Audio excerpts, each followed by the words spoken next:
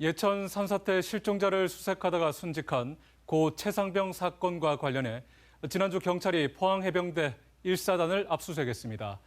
그런데 취재진이 압수수색 영장을 분석해봤더니 경찰이 최상병 사망을 중령 계급인 대대장에게 책임을 돌리는 듯한 내용이 적지 않게 발견됐습니다.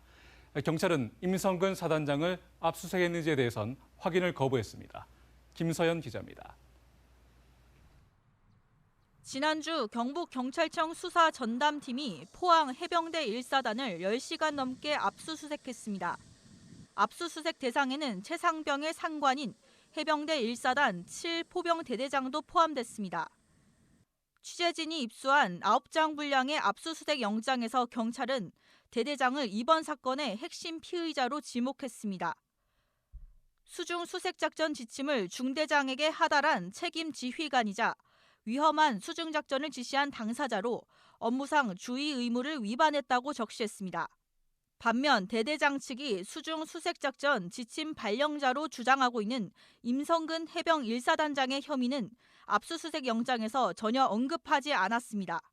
이 사건 사단장이 무릎 아래까지 입수하라고 했던 수색작전 지시를 내릴 때에는 이러한 방호 조치 의무를 사단장도 다 해야 하는데 경찰은 오히려 대대장을 군수과장으로부터 장화 착용의 위험성을 보고받았지만 이를 묵살한 뒤 부대원들을 허리 높이의 수중 수색에 투입시킨 당사자로 봤습니다. 이에 대해 대대장 측은 최상병 사망 하루 전 간부들의 단체 채팅방 내용을 공개했습니다. 내일 사단장 현장 작전지도 예정이라며 임성근 사단장의 지시사항이 올라옵니다.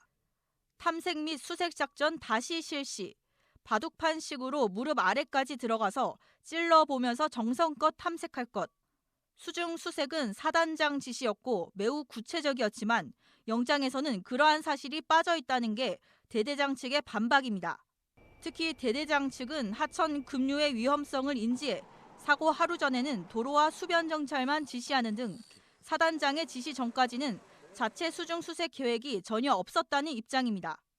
누가 발령을 냈고 어떤 명령이었다 정도는 구체화시키는 것이 그 영장 내용의 완결성을 위해서도 필수적인 거죠.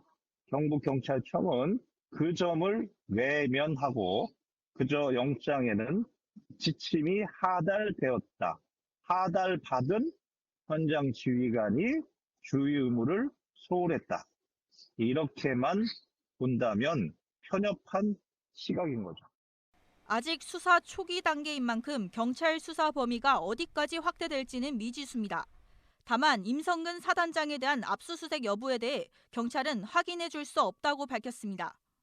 피의자들에 대한 소환 조사가 조만간 이어질 걸로 보이는 가운데 수사 외압 의혹이 경찰 수사에서 해소될지 또는 더 확대될지에 대해서도 관심이 커지고 있습니다.